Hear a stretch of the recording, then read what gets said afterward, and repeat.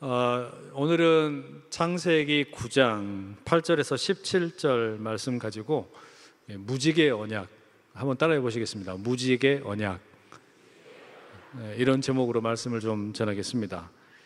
오늘 지금 우리 청소년들도 수련회를 가 있고 아동부 우리 자녀들도 수련회를 가 있고, 그래서 또 우리 사랑부에서도 수련회를 가 있고, 그래서 오늘 과연 우리 성도님들이 얼마나 오실까 내심 걱정이 좀 됐었거든요. 그런데 이렇게 또 기도의 자리에 함께 해주신 여러분들 참 얼마나 감사한지 모르겠어요. 이 기도의 자리에 함께 하시면서 찬양하면서 은혜 받고, 또 말씀 들으면서 은혜 받고, 여러분 목소리로 기도하시면서 살아계셔서 역사하시는 우리 주님을 깊이 만나실 수 있기를 축복합니다. 만약에 여러분에게 그 타임머신을 타고 성경의 한 장면으로 갈 수 있는 그런 기회가 한 번 있다면 여러분 어디로 가보고 싶으세요? 성경에 가볼 만한 장면 참 많잖아요. 모세가 이렇게 지팡이를 딱 내밀었을 때 이 홍해가 갈라지는 그 모습, 이 얼마나 장관이겠습니까? 또 광야에서 이 하늘에 막 이렇게 만나가 내리고 메추라기를 막 이렇게 먹게 되는 장면도 아마 기가 막힐 것 같아요. 구름기둥 불기둥으로 인도를 받는 거, 다윗이 골리앗을 물맷돌을 돌려가지고 쓰러치는 장면, 이것도 아마 참 장관이 아닐까라는 생각이 듭니다. 예수님께서 그 가나 혼인잔치에서 물을 포도주로 만드시는 그런 기적을 행하시는 장면, 여기도 참 보면 아주 그냥 너무 멋질 것 같아요. 또 이 오병이어의 기적을 행하셔서 5천 명이 넘는 대략 한 2만 명 정도 되는 사람들이 배불리 먹는 그 기적의 현장, 이런 자리도 정말 직접 보고 싶은 참 멋진 그런 장면입니다. 여러분, 오늘 본문이 담고 있는 장면 역시 어찌 보면 참 놀라운 자리예요. 이 홍수, 노아의 홍수, 엄청난 사건이죠. 만약에 이걸 우리 눈으로 직접 보게 된다면 아마 입을 다물지 못할 것 같습니다. 하나님께서 노아를 부르셨어요. 산에서 배를 만들어라 말씀을 하셨습니다. 아니, 산에서 배를 만드는 사람이 어디 있습니까? 이 하나님의 말씀을 듣고, 그럼에도 노아가 높은 산에서 배를 만듭니다. 동네 사람들이 다 비웃어요. 너 뭐하냐? 그 산에서 지금 뭐하는 짓이냐? 그럼에도 노아가 묵묵히 이 방주를 완성을 하게 되죠. 그랬더니 그 다음에 더 기가 막힌 일이 펼쳐집니다.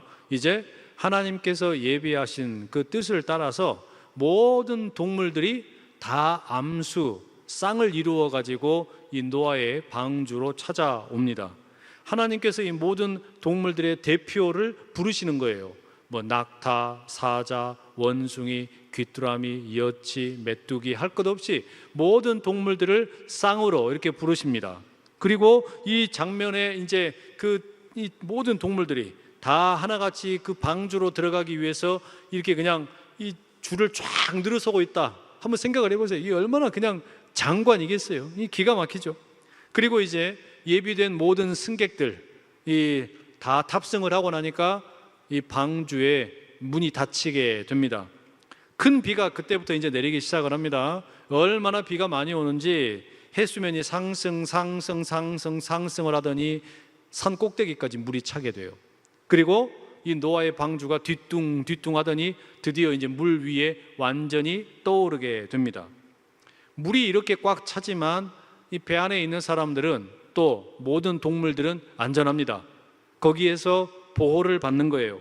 너무 튼튼하고 안전하게 만들었기 때문에 1년 동안 비가 내리고 또 그 물이 꽉 차 있는 그 온 지구 가운데서 보호를 받게 되는 거예요. 그리고 이제 그 모든 이 홍수가 끝나고 난 이후에 정확히 1년이 지나서 하나님께서 이 노아와 그 자녀들, 그리고 이 본문에 의하면 사람들만이 아니라 그 배에 함께 탔던, 방주에 함께 탔던 모든 동물들과 함께 언약을 맺습니다. 무지개를 보여주시면서 약속을 하시기를, 다시는 내가 홍수로 이 땅을 심판하지 않겠다. 홍수와 같은 방법으로 이 세상의 모든 생명체를 멸하지 않겠다 말씀을 하시는 거예요. 홍수 이야기가 이제 이렇게 끝을 맺게 됩니다. 우리 아이들에게도 이 성경 이야기 들려주면서 전도사님들이 이 노아 홍수 이야기를 여러 가지 막 그림으로 보여주기도 하고 영상으로 보여주기도 합니다. 그런데 저는 개인적인 입장으로 다른 장면들 많이 보고 싶지만 이 노아의 홍수는 별로 보고 싶지가 않아요. 성경 속에 수많은 눈으로 직접 보고 싶은 그런 기적의 현장들, 하나님의 역사의 자리들 너무 많이 있지만 이 노아의 홍수는 직접 보고 싶지가 않단 말이에요. 왜냐하면 성경에 기록된 수많은 사건 가운데 저는 이 노아의 홍수 사건이 가장 비극적인 사건이라고 생각하기 때문이에요. 그러지 않겠습니까? 성경에 기록된 최대 규모의 심판입니다. 지금 이 노아의 방주에 탄 사람들과 그 동물들을 빼고 나면 다 죽은 거예요. 이 얼마나 끔찍한 사건입니까? 홍수가 40일 동안 지속이 되어가지고 비가 내리고 나서 이 해수면이 올라오면서 바닷가로부터 시작을 해가지고 사람들이 살고 있는 집들도 다 잠기게 되고요. 또 호랑이며 원숭이며 사자며 할 것 없이 모든 동물들이 다 죽게 되는 거 아닙니까? 산 중턱에 살던 사람들 안전할 줄 알았는데 저 바다로부터 물이 계속 올라와요. 그래가지고 어떻게 되는 겁니까? 산 꼭대기까지 도망가는 사람들도 있었겠죠. 그러나 그들 모두 다 죽는 거예요. 사람들이 다 빠져 죽죠. 집에서 기르던 가축들, 강아지, 소, 망아지 할 것 없이 다 빠져서 숨을 거둡니다. 죽는 것으로 끝나는 게 아니죠. 여러분, 사람이 죽고 동물이 죽으면 당연히 어떻게 됩니까? 이제 물 위로 둥둥 떠다니겠죠. 그 썩는 냄새가 또 얼마나 심하겠어요. 그 악취를 어떻게 견딜 수 있겠습니까? 너무너무 지독한 거예요. 냄새만 그렇게 가득한 게 아니라 이제 이 물길이 닿았던 모든 자리에 그 모든 그 골짜기마다 산 중턱마다 어마어마한 이 피비린내, 그 썩는 냄새, 그 흔적들이 가득할 수밖에 없는 거예요. 제 개인적으로도 이 물에 의해서 홍수 심판이 임해서 모든 피조 세계가 심판을 받은 이 내용은 별로 그렇게 달갑지가 않습니다. 왜 그런가 하면은 제가 어릴 때 저희 아버지가 강물에 떠내려가는 것을 본 적이 있어요. 끔찍하더라고요. 저희 부친이 저 전라남도 보성에 견백이라고 하는 곳이 있는데요. 완전 시골 꼴짝이었거든요. 그 버스도 잘 안 다니는 동네였어요. 근데 거기에 이제 그 보성강이라고 하는 그 강이 이렇게 흐릅니다. 여기에 이제 민물고기가 꽤 많았어요. 근데 이제 비가 한번 잔뜩 오고 난 다음에 그 아버지 친구분들이 놀러 오셨어요. 그리고서 우리 물고기 잡으러 가자라고 하신 거예요. 근데 물고기 잡으러 가는데 뭘로 잡으러 가셨냐? 그 그물 있죠, 그물. 투망이라는 그물 있잖아요. 이 투망을 가지고서 물고기 한번 잡으러 가자 해가지고 이제 그 강물에 이렇게 흘러가는데 보면은 중간에 이 모래사장 같은 데가 있잖아요. 그러니까 이제 비가 아직 많이 오기는 왔지만 모래사장에 조금 이렇게 이제 드러나 있는 곳, 그러니까 강 가운데 모래사장에 드러나 있는 그런 곳으로 이렇게 건너가신 거예요. 건널만한 그런 강물로 조금 낫다라고 생각을 했어요. 거기 가가지고 투망질을 이렇게 쫙 하는데요. 메기며 쏘가리며 붕어며 이런 것들이 그냥 가득가득 잡힌 거예요. 그래가지고 이만한 것들이 그냥 그 바켓이라고 그러죠. 영어로 바스켓. 그 바구니 있잖아요. 거기에 그 빨간 바구니 있잖아요. 빨간 뭐라 그래? 하여튼 그 다라이는 아니고 하여튼 그런 거 있잖아요. 왜? 거기에 이 물고기를 잡았는데 얼마나 많이 잡았는지 꽉 채워진 거예요. 근데 이제 이만하면 됐다 싶어가지고 이제 거기에서 다시 건너오려고 하는데 그새 물이 불어버린 거예요. 이제 그새 물이 불어가지고 어떻게 됐냐? 다른 분들은 이제 보니까 거의 이렇게 허리춤에 물이 차가지고 건너오다가 그렇게 애써서 물고기 잡았는데요. 건너가다가 다 쏟아버렸어요. 건너가다가 이 바켓을 다 쏟아버려가지고 그냥 물고기들 다시 다 도망갔어요. 그리고 이제 다른 분들은 그래도 겨우겨우 다 건너갔는데 이제 저희 아버지가 이 이제 강물을 헤치고 건너가야 되는데 불사 이게 발을 헛디디셨는지 어쨌는지 강물에 떠내려간 거예요. 근데 떠내려간 것만이 문제가 아니라 투망을 그때 이제 짊어지고 건너오셨거든요. 근데 투망을 칠 때 쳐보신 분들은 알겠지만 한 손에다가 이 고리를 딱 채잖아요. 묶어놓고 이걸 그냥 쫙 던진단 말이에요. 그러면은 이게 이제 한 손으로 딱 잡고 있으니까 이 투망 그물이 딱 들어가가지고 잡는단 말이에요. 그러니까 제 아버지가 이제 이 투망을 가지고 이동을 하는데 이 허리에다가 묶어놓은 채로 이걸 짊어지고 온 거예요. 그러다가 발을 헛디뎌가지고 떠내려가는데 이 투망이 돌에 걸려버렸어요. 밑바닥에. 그러니까 이제 바위에 딱 걸려버리니까 그때부터 어떻게 되는 겁니까? 이제 이게 옴짝달싹 못하다고 물속으로 들어갔다 나왔다 들어갔다 나왔다 이렇게 된 거예요. 이제 그러니까 이 손에서 안 빠지니까, 이 손에서 줄이 안 빠지니까 물속에서 이제 들어갔다 나왔다 하는 이 아버지를 이제 본 거예요. 그때요, 저하고 제 동생이 이제 이 그 강둑에서 아빠 아빠 하면서 얼마나 울었는지 몰라. 얼마나 울었는지 막 울면서 막 그냥 그래가지고 이제 처음에는 아버지가 안 보여요. 안 보여. 물속에 들어갔다가 한참 있다 나왔다가 또 들어갔다가 한참 있다 나왔다가. 그러니까 이게 강물이 이렇게 무섭구나. 이게 비가 온 다음에 이 강물 이렇게 뭐 홍수 나는 자리가 이렇게 무섭구나. 그냥 그때 그게 너무 막 그냥 두렵더라고요. 무섭더라고요. 근데 그 저희 아버지가 그러면 어떻게 됐을까요? 지금도 잘 계셔요. 근데 그럼 어떻게 이게 나오셨냐? 나중에 얘기 듣고 보니까 이게 지금 줄이 딱 걸려 있잖아요. 걸려 있는데 물속에 들어갔다 나왔다 이렇게 하면서 온갖 과거에 막 주마등처럼 스쳐간다 그러지 않습니까? 이제 막 이렇게 곧 죽음의 고비니까 그때 이제 하나님께 기도를 했대요. 그 물속에 들어갔다 나왔다 하면서 주여 하면서. 아니 이 목회자가 다른 것도 아니고 고기 잡다가 물에 빠져 죽었다 그러면 어떡합니까?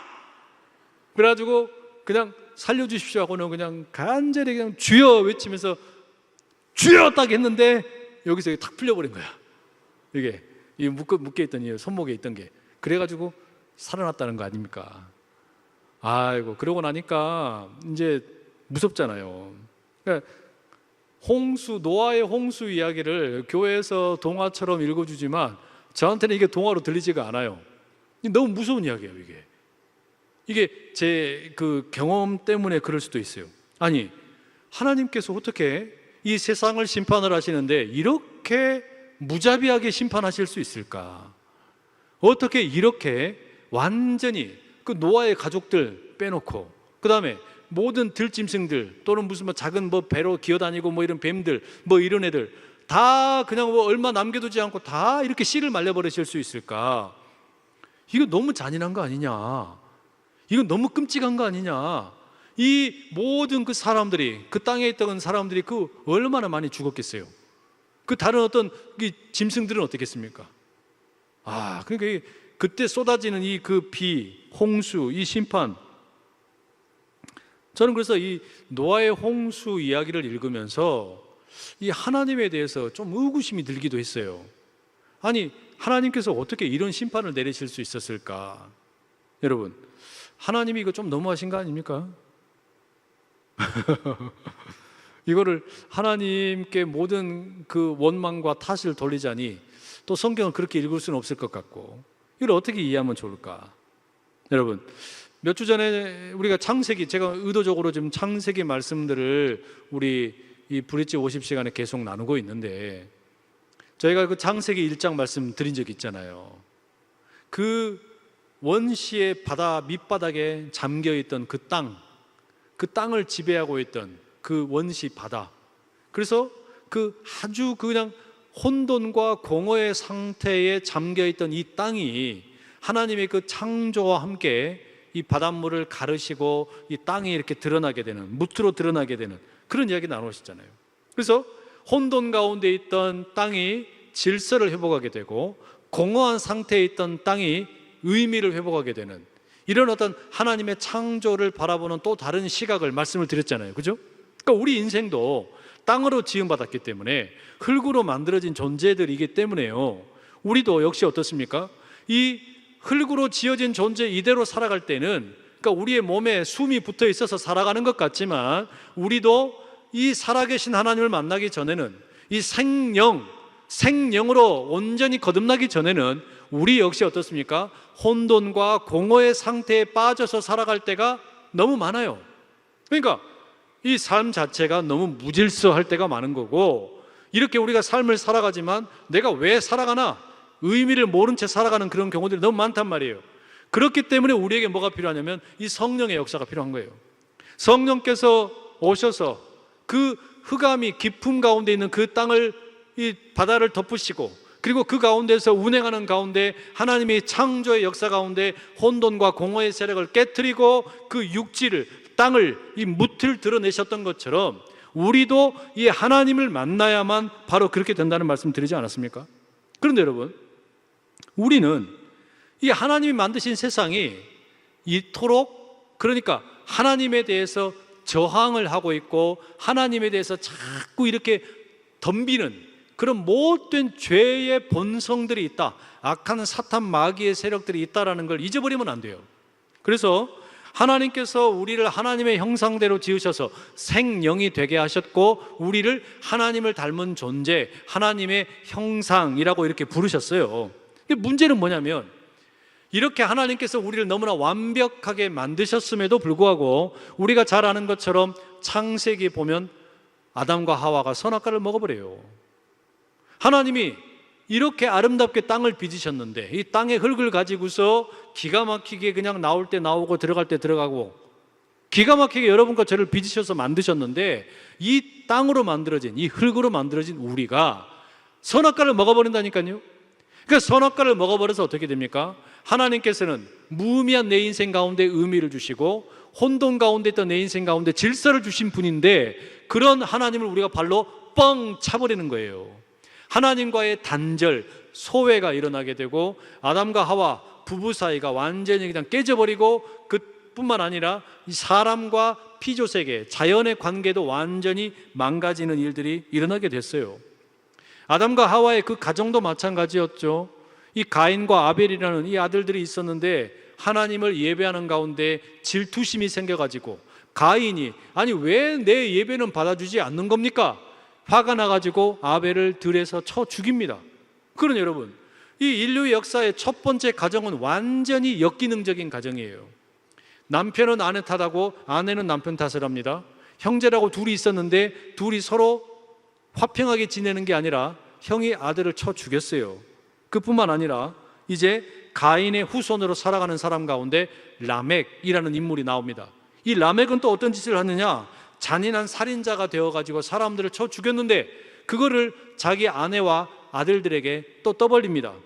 6장에서는 어떤 일까지 벌어지냐? 이 창세기 6장에 보면 저 하늘의 천사와 땅에 사는 이 사람들 사이에 경계가 허물어져 버려요.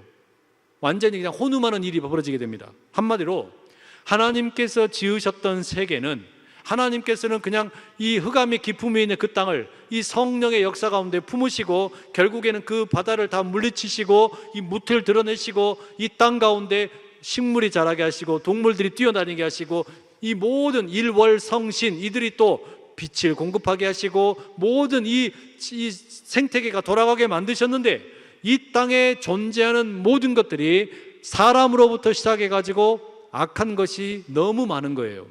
그래서 하나님이 이 세상을 보고 뭐라 그래요? 죄악이 관영하다 그랬어요. 죄악이 차고 넘친다 그런 거예요.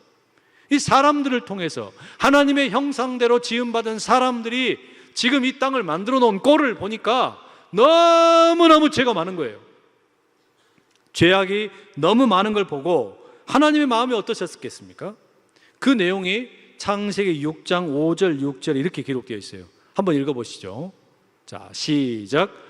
여호와께서 사람의 죄악이 세상에 가득함과 그의 마음으로 생각하는 모든 계획이 항상 악할 뿐임을 보시고 땅 위에 사람 지으셨음을 한탄하사 마음에 근심하시고. 땅 위에 사람 지으신 것을 뭐 하셨다고요? 한탄. 이것 때문에 하나님의 마음에 근심이 생기셨어요. 쉽게 말하면 내가 이 사람을 괜히 만들었나 보다. 내 형상을 따라서 사람을 만들었는데 내가 이들을 괜히 만들었나? 후회스러운 마음이 드신 겁니다. 그래서 어떻게 하시는 거냐? 하나님 손으로 만드신 사람들과 동물들과 이 모든 피조세계를 다 쓸어버리기로 작정을 하시는 거예요. 왜냐?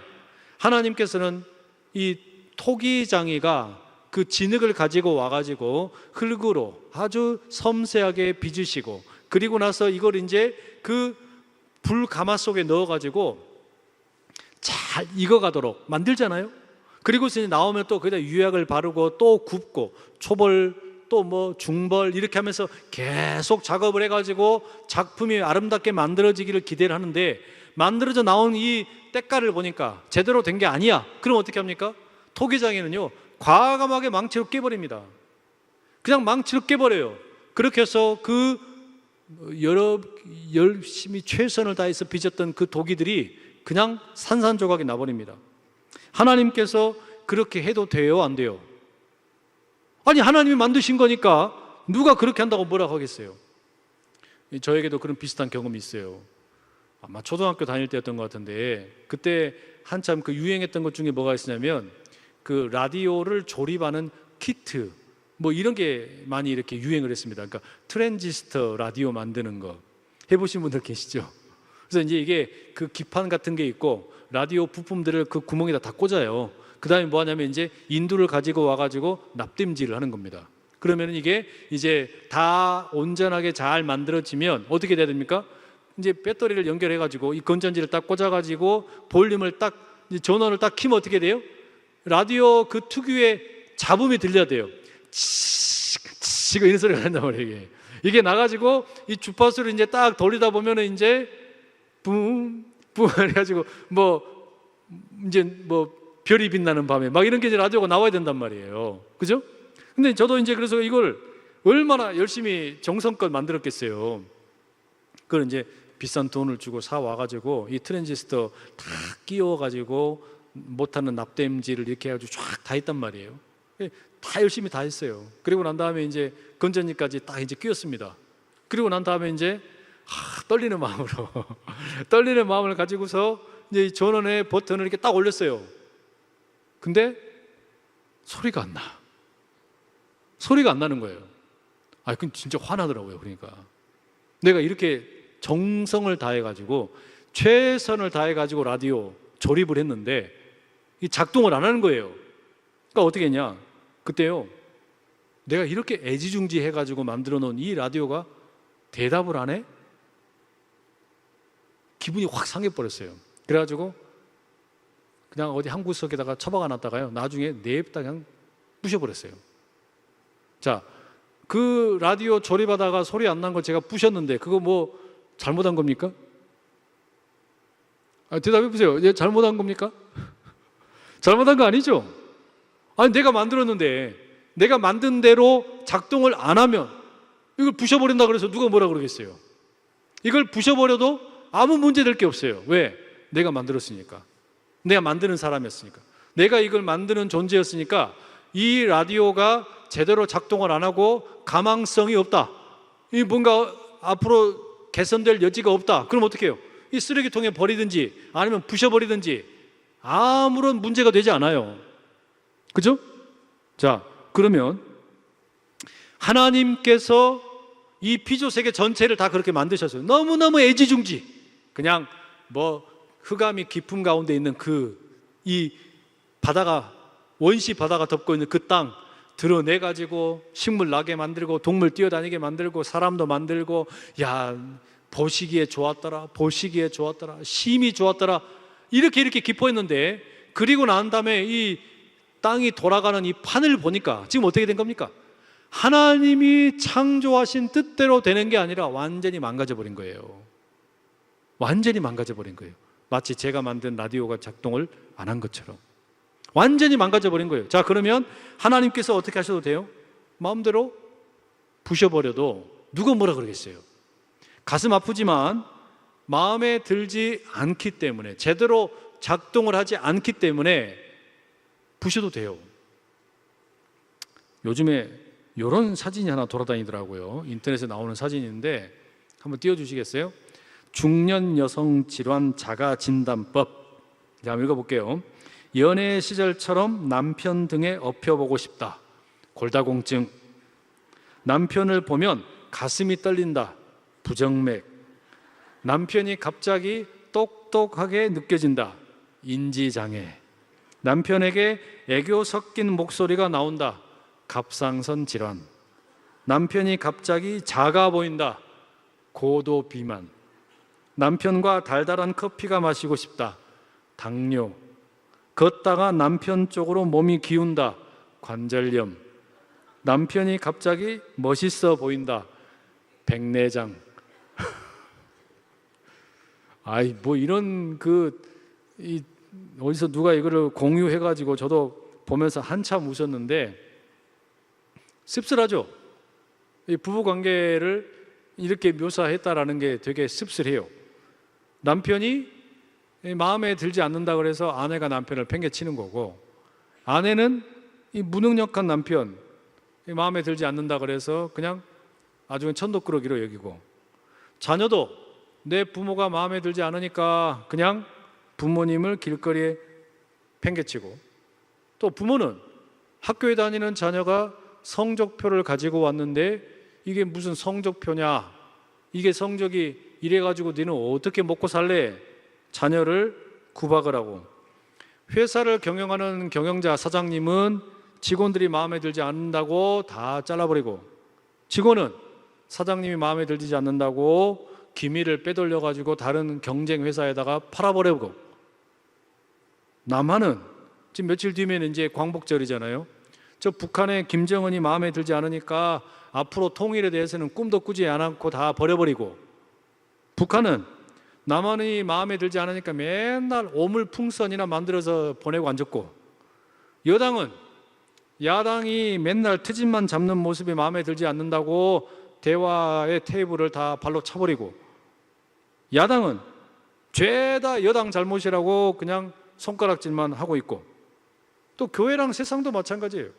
교회는 노골적으로 욕하는 저 세상이 마음에 들지 않으니까 우리는 세상이랑 담 쌓고 살겠다고 이야기하고, 또 세상은 아니 교회 저것들은 저 맨날 왜 저렇게 사고만 치냐 싶어서 마음에 들지 않는다고 교회를 그냥 아주 험한 욕으로 개독교라고 팽개치고. 여러분, 이렇게 보면 우리는 누군가와 함께 더불어 살고 또 뭐 약속을 하고 무슨 뭐 언약을 맺고 그랬더라도 손바닥 뒤집듯이 뒤집어 버리는 거 너무 쉽게 생각을 해요. 뭐 뒤집는 거 그건 뭐 어때? 아다르고 어다르다 이렇게 이야기하면서 뒤집어 버려도 아무 문제 없다고 생각을 해요. 약속에 대해서 별로 중요하게 생각을 하지 않아요. 그런데 그럼 하나님의 홍수 심판도 그러하냐 이 말이에요. 우리 사는 세상에 이런 일들이 너무 빈번하니까 하나님도 참 이 감정적이시네, 하나님도 그냥 기분 내키시는 대로 행동하시는 거네, 이 홍수 심판의 그 면면을 보면 정말로 그렇게 느껴지는 거예요. 너무 잔인하다 이렇게 느껴지는 거예요. 하나님께서도 에이 마음에 안 들어 다 그냥 엎어버려 이렇게 하신 거냐 이 말이에요.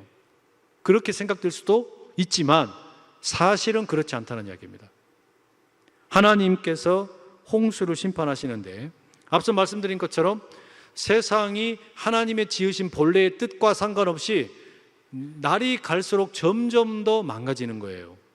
날이 갈수록 이게 그러니까 뭔가 긍정적인 방향으로 발전되어 가는 게 아니라 완전히 디스토피아가 되어버렸어요. 역기능적인 일들이 계속해서 펼쳐집니다. 마음에 들지 않아요. 그러니까 하나님께서 아예 완전히 새롭게 판을 짜신다 그래도 문제될 게 없어요. 말하자면 아예 그냥 다 멸하셔도 문제될 게 없어 보인단 말이에요. 그런데 하나님께서 홍수를 가지고서 세상을 심판을 하는데 이 세상의 심판은요, 가만히 보면 이걸 하나님의 시선에서 보게 되면 심판 자체에 목적이 있는 게 아니에요. 왜? 다 쓸어버린 게 아니잖아요. 하나님은 아직 완전하지 못한 이 세상, 그러니까 사람들도 완전하지 못하고 죄악이 덮고 있고 이 땅의 모든 돌아가는 판이 온전하지가 않아요. 건강하지가 않아요. 바로 이런 세상 가운데 하나님께서는 이 불완전한 세상을 돌보기로 작정을 하신 겁니다. 그래서 노아와 그의 가족들을 남겨둔 것이고, 이 방주에다가 동물들을 쌍으로 다 타게 만드신 거죠. 만약에 하나님께서 제가 그랬던 것처럼 라디오가 작동을 안 하니까 내팽개쳐가지고 그냥 망가뜨려 버리고 싶으셨다면 노아의 방주를 예비하실 필요가 없어요. 그러죠? 다 말살해버리면 됩니다. 그리고 제로 베이스에서 완전히 새롭게 시작하면 돼요. 그럼 편안하잖아요. 근데 하나님 그렇게 안 하신 거예요. 오히려 노아에게 방주를 만들어라 명령을 하셨고, 그리고 모든 동물들을 종류대로 다 부르신 겁니다. 그럼 여러분, 이런 시선에서 우리가 이제 홍수 심판을 바라보게 되면 하나님께서 이런 생각을 해야 하셔야 돼요.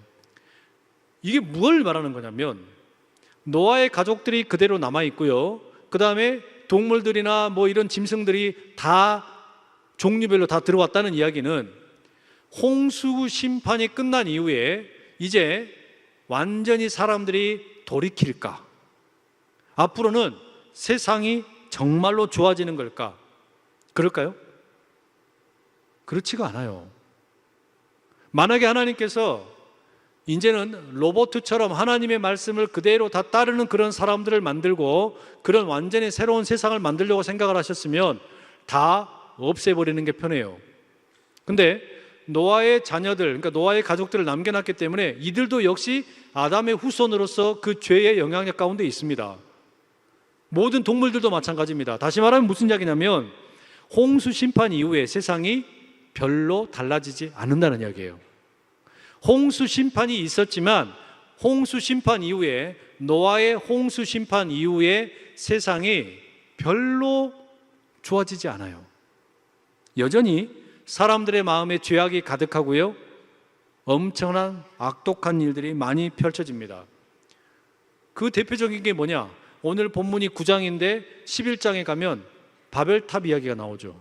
사람들이요, 그새 또 뭐라 그러냐면 우리가 저 높은 데까지 탑을 쌓아가지고 하나님처럼 되어보자, 저 높은 데까지 올라가 보자. 이 사람들의 머릿속에서 생각을 하고 계획하는 일들이 맨날 그런 식이에요. 그러니까 이 자리는 결국 뭐냐면 우리가 하나님처럼 높여지자고, 하나님의 자리를 우리가 빼앗아 버리자고. 이게 뭡니까? 아담과 하와가 선악과를 먹었던 것과 별반 다르지 않는 모습이에요. 그러니 노아의 홍수 심판, 이 비극적인 사건이 있은 이후에 노아의 그 가족들, 후손들이 이제 땅에 흩어져서 살아가는데요, 별로 다르지가 않은 거예요. 홍수 심판 이전과. 자, 그런데 문제는 하나님께서 이 노아와 그의 가족들, 그리고 그 방주에 탔던 모든 생물들과 언약을 맺으신다는 겁니다. 약속을 하시는 거예요. 무슨 약속이냐? 우리 11절 한번 같이 읽어보실게요. 함께 읽습니다. 시작. 내가 너희와 언약을 세우리니 다시는 모든 생물을 홍수로 멸하지 아니할 것이라. 땅을 멸할 홍수가 다시 있지 아니하리라. 그러니까 세상이 범죄로 가득해서 하나님이 다 쓸어도 되는데 그러지 않고 노아의 가족들 남겨놓고 그 방주에 탔던 그 짐승들, 이 동물들, 이들과 함께 약속을 맺으시는 거예요. 근데 여러분, 성경에 이 언약이라는 단어가 여기 처음 나옵니다.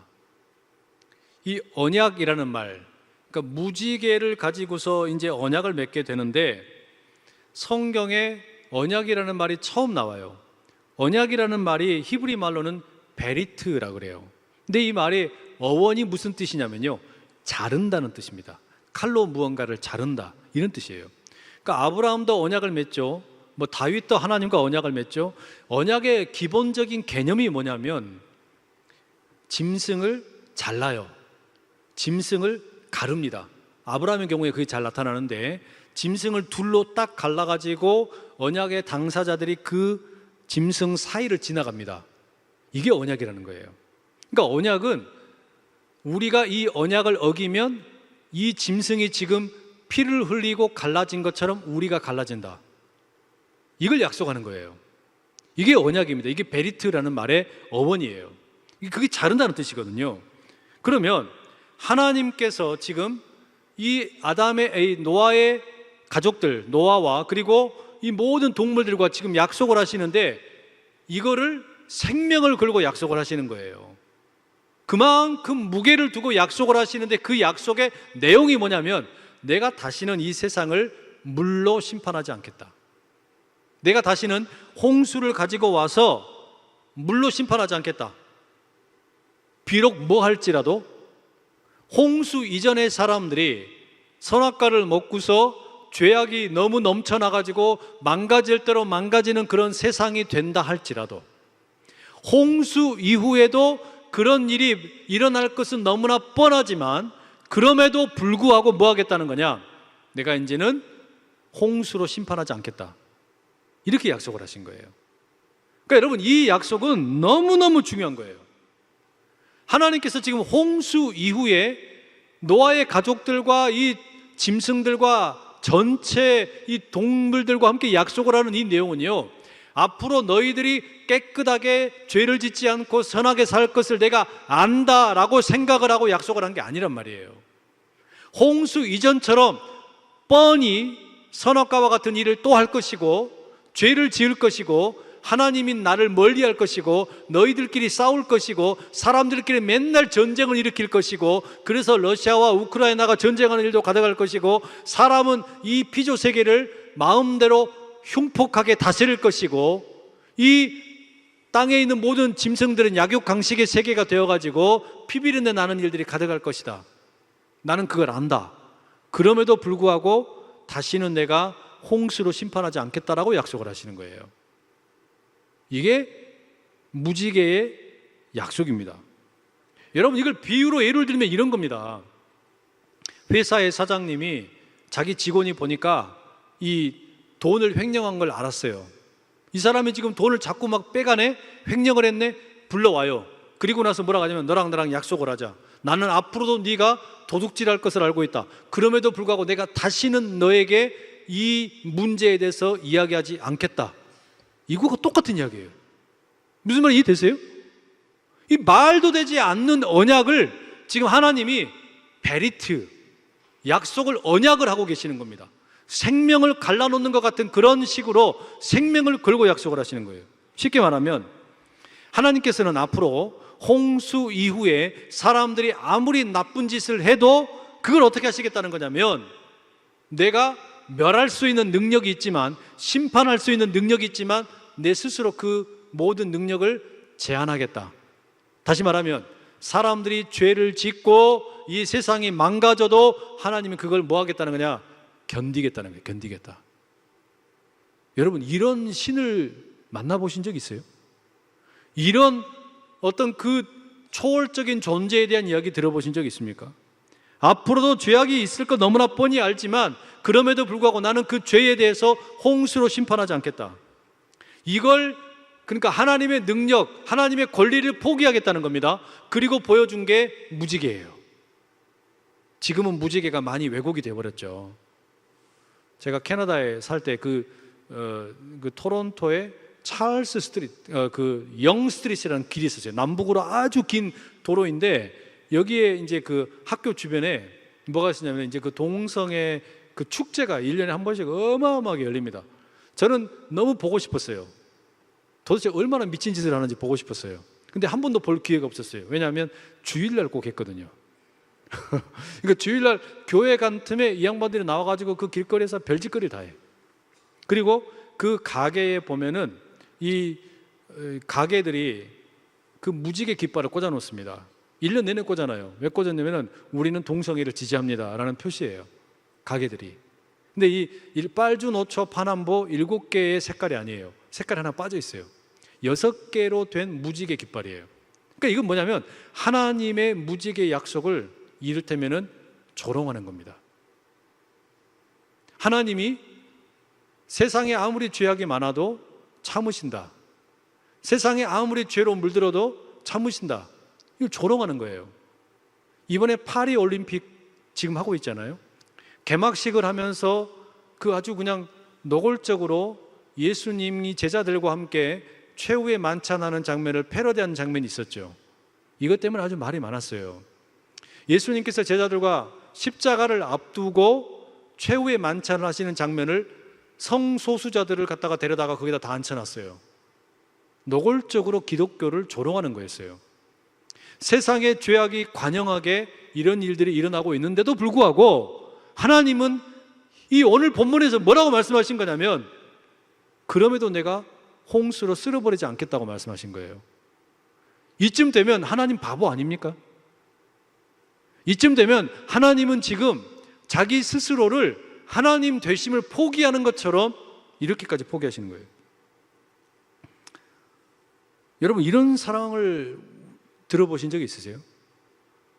여러분, 우리가 사람이 잘못을 하고 문제를 일으키고 뭔가 이렇게 어려움이 생기게 되면 당연히 어떤 공권력을 통해서 제약을 두고 뭐 심판을 하고, 이게 우리 사는 세상의 인과응보 그런 원리 아닙니까? 근데 하나님께서 지금 노아에게, 그리고 그 사람들과 그 들짐승들에게 보여주고 있는 이 언약의 내용을 가만히 뜯어놓고 보면 너무 충격적인 거예요. 그러니까 이 일이, 하나님께서 행하신 이 약속을 세상이 너무 지금 막 대놓고 비웃고 있어요. 동성애 운동이 그렇고 파리 올림픽의 내용이 그런 거예요. 영적으로 들여다보면 우리 사는 세상이 점점 더 디스토피아가 되어가는 겁니다. 점점 더 황폐화 되어가고 있어요. 그런데 문제는 뭐냐? 하나님이 여기에 대해서 내가 다시는 물로 심판하지 않겠다고 말씀하신 겁니다. 그러면 어떻게 하시겠다는 거냐? 하나님께서 예수님을 보내셨어요. 근데 여러분, 예수님이 오셔서 피를 흘리셨다는 게 이게 무슨 뜻이겠어요? 노아와 함께 했던 그 언약, 약속, 베리트, 피를 흘림으로 생명을 걸고 한 약속이거든요. 그러니까 하나님께서는 이제 이 땅 가운데 무슨 물을 가지고서 불로 세상을 막 꼬실러 버리겠다, 뭐 이런 심판을 하신 거 아니에요. 그럼 어떻게 하냐?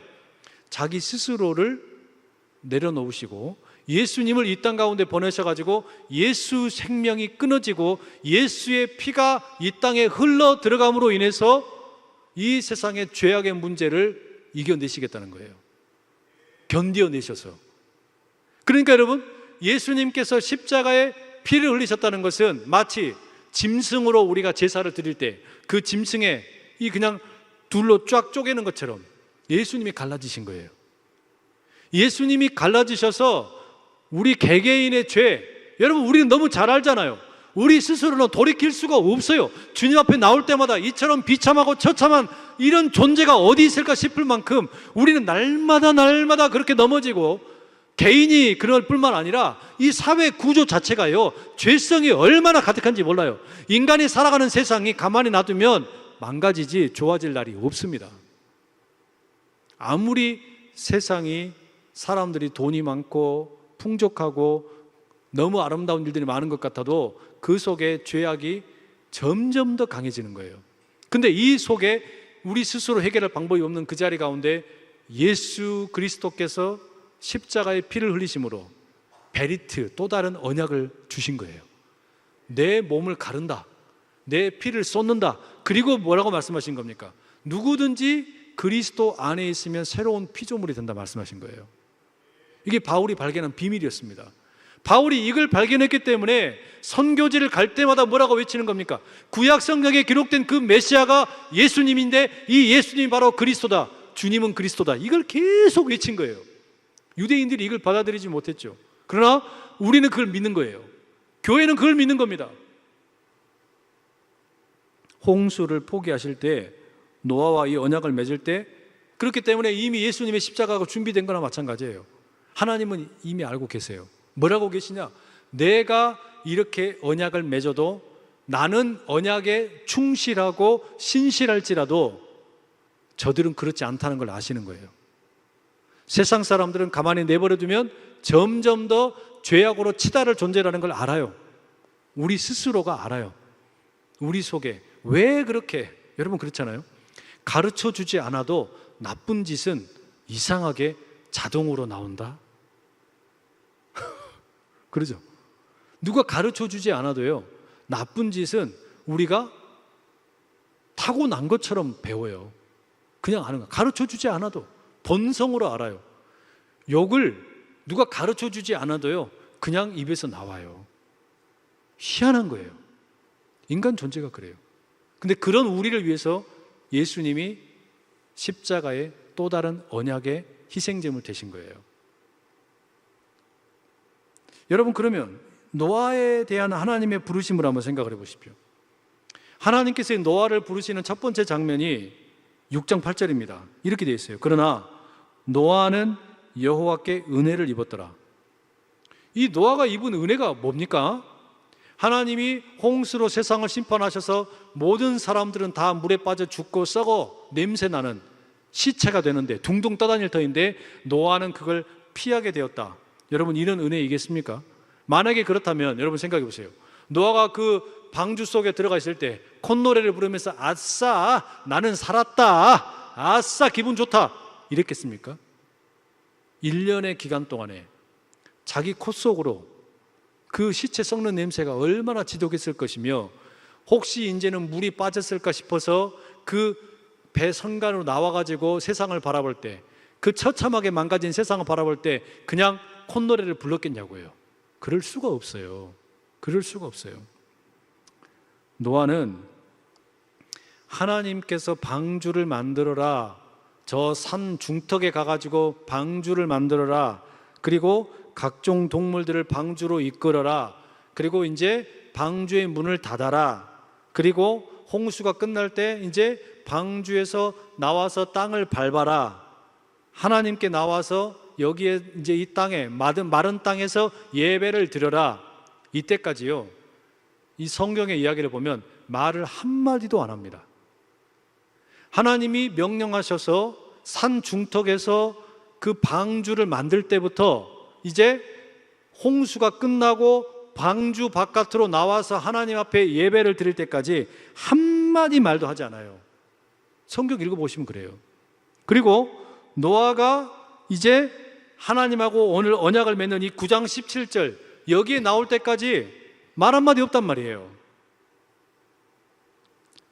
노아의 반응이 그러면 뭐였냐? 하나님이 일방적으로 계속 말씀하시는 거예요. 거기에 대한 노아의 반응은 뭐냐? 7장 5절에 이렇게 되어 있습니다. 노아가 여호와께서 자기에게 명하신 대로 다 준행하였더라. 노아는 하나님께서 자신에게 주신 그 말씀, 이 말씀을 들으면서요 뭘 알았던 거냐면 하나님의 마음을 알았던 것 같아요. 하나님이 왜 자기에게 지금 이런 말씀을 하셨는지, 왜 방주를 만들으라고 하셨는지, 방주에서 나와서 예배를 드릴 때 하나님께서 무지개를 보여주시면서 너랑 나랑 이제 언약을 맺는다라고 이런 이야기를 왜 하셨는지, 그러면서 하나님의 마음을 아는 거예요. 나는 마음이 너무 아프다. 이 세상이 내가 너무나 아름답게 만들어서 보시기에 너무 좋다고 하셨던 그 하나님인데 이 하나님이 마음이 아파하시면서 어쩔 수 없이 홍수로 심판을 하지만 또 홍수 이후에 여전히 죄악이 가득할 것을 알지만 창조자의 그 모든 권리를 스스로 제한을 하시고요, 죄로 인한 고통을 견디시고 그럼에도 이 세상을 사랑하셔서 독생자 아들 예수 그리스도를 내어주시려는 이 하나님의 마음이 노아는 이해가 되었던 것 같아요. 여러분, 우리가 사는 세상이 지금 바로 그런 세상 아닌가 싶어요. 노아와 같은 사람들이 지금 필요한 것 같아요. 우리 사는 세상이 점점 죄악의 온도는 올라만 가고 있고요, 하나님에 대한 신실함의 온도는 점점 차가워져 가는 것 같아요. 이런 시대에 우리에게 필요한 것은 뭐냐면 하나님의 말씀에 대해서 노아가 그랬던 것처럼 준행하는 사람들이 필요해요. 하나님의 말씀하심에 대해서, 그리고 하나님께서 그러셨던 것처럼 우리가 해야 될 준행이라는 게 뭐냐? 하나님의 모습을 닮아가는 게 필요한 것 같아요. 그 첫째가 뭐냐면 권리 포기예요. 하나님께서 창조자이시기 때문에 이 피조 세계 가운데 문제가 있다면 얼마든지 마음대로 하실 수 있지만 그럼에도 불구하고 나는 이제 더 이상 물로 심판하지 않겠다, 스스로 권리를 포기하셨던 것처럼 이제 하나님의 은혜를 입어서 노아의 후손으로 예수 그리스도의 자녀로 살아가는 우리들에게도 이런 권리 포기가 있기를 축복합니다. 우리는 언약을 맺어요. 사람들 사이에 언약을 맺습니다. 결혼도 언약이고 부동산 계약도 언약이에요. 약속이에요. 사람들 사이에 말을 주고받으면서 약속을 합니다. 근데 이 말을 손바닥 뒤집듯이 뒤집어요. 너무 쉽게 뒤집어 버려요. 그리고 우리는 주로 뭘 많이 하냐면 권리를 주장하기는 하지만 권리를 포기하는 경우는 찾아보기가 참 어려워요. 세상이 비극적으로 되어가는 것은 사회 지도층이 그런 모습을 더 많이 보일 때예요. 그러니까 우리에게 지금 필요한 건 뭐냐? 마땅히 누릴 수 있는 권리를 포기하는 게 이게 필요해요. 두 번째는 폭력과 죄악이 가득한 세상을 하나님 뻔히 아시면서도 견디기로 작정을 하시고 마지막에는 십자가에 예수 그리스도를 내어주신 것처럼 우리도 이 주님의 십자가를 함께 짊어지는 게 필요해요. 우리 교회, 우리 원로 목사님이 계속 가지고 계시던 목회의 지침이 뭡니까? 십자가를 지고 말씀으로 산다, 이거였잖아요. 예수님이 짊어지신 십자가를 우리가 함께 짊어지는 이 연습이 필요하다는 이야기예요. 내 마음에 들지 않으니까 그냥 손바닥 뒤집듯이 뒤집어 버리고, 그냥 기분 나쁘니까 뒤집어 버리고, 이래 가지고서는요 하나님의 마음을 우리가 도저히 닮아갈 방법이 없어요. 예수님의 마음을 배울 수가 없어요. 우리에게 이 십자가를 짊어지는 그런 은혜가 있기를 간절히 축복합니다. 항존직 선거를 해야 되는데 항존직 선거하는 것도 똑같잖아요. 우리 교회 리더를 뽑는데 권리를 포기할 줄 아는 사람이 필요한 거고 십자가를 짊어지겠다는 사람이 필요한 거지. 그러니까 요즘에 젊은 분들이 항존직을 안 하려고 그래요. 십자가 지기 싫으니까, 또 권리를 포기하기 싫으니까. 근데 여러분, 제가 도전을 드리고 싶은 건 뭐냐면, 그렇기 때문에 교회 리더가 더 건강하게 준비될 필요가 있어요. 저부터, 담임 목사부터. 그리고 우리 교회가, 나아가서는요 우리 교회가 대형 교회거든요. 세상에 다른 교회들이 뭐 썩었네 어쩌네 말할 것도 없고, 그거 가지고 손가락질 할 것도 없고, 그냥 그거 내버려 두고, 만약에 이게 우리가 짊어져야 될 십자가라면 한국 교회 가운데서 우리라도 조금이라도 그런 십자가 짊어지는 모습 보여주면 되잖아요. 그냥 그런 건강한 이 거버넌스를 만들어가면 되는 거잖아요. 그런 교회 문화를 만들어가면 되는 거잖아요. 우리는 그렇게 더 큰 하나님이 역사하실 수 있을 만한 방주를 준비시켜 가고, 그리고 이 방주 속에 함께 들어와서 하나님의 은혜를 거할 수 있는, 누릴 수 있는 그런 어떤 이 인프라를, 그런 어떤 생태계를 구축하는 것, 그게 우리에게 주어진 과제예요. 언젠가도 그런 이야기 드렸지만요, 우리 사는 세상을 한 단어로 흔히들 탈종교사회라고 말합니다. 탈종교사회라는 이야기를 경제학적인 관점에서 보면은 종교시장은 레드오션이라는 이야기예요. 그 종교시장은 앞으로 성장을 하는, 말하자면 우상향하는 그런 시장이 아닙니다. 주식시장으로 보면 이건 완전히 우하향이에요. 그러니까 우리나라 종교시장은 앞으로 줄어들 수밖에 없어요. 이건 뭐 누구도 뒤돌릴 수 없습니다. 무종교인이 늘어나게 되고, 그리고 교회도 감소하는 건 불에 불보듯 뻔해요. 너무 뻔한 일이에요. 그런데 이런 시대임에도 불구하고 하나님의 명예는 점점 땅에 떨어져 갈 것이고, 앞서 말씀드린 것처럼 하나님이 주셨던 약속은 이 땅 가운데서 너무나 악하게 모독을 당하고 조롱을 당하는 일들이 앞으로 더 많이 일어나면 더 많이 일어났지 줄어들지 않을 거예요. 그럼 어떡할 거냐?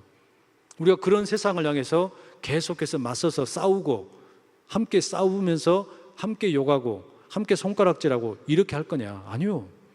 예수님 방법은 그게 아니었어요. 오히려 그럴수록 그냥 권리를 내려놔 버리셨잖아요. 그리고 십자가를 짊어지셨잖아요. 그게 하나님의 방법이었고 예수님의 방법이었어요. 우리는 그 길을 그냥 따라가야 돼요. 그게 교회가 사는 길이고 하나님 나라가 이 땅 가운데 임하는 길인 줄로 믿습니다.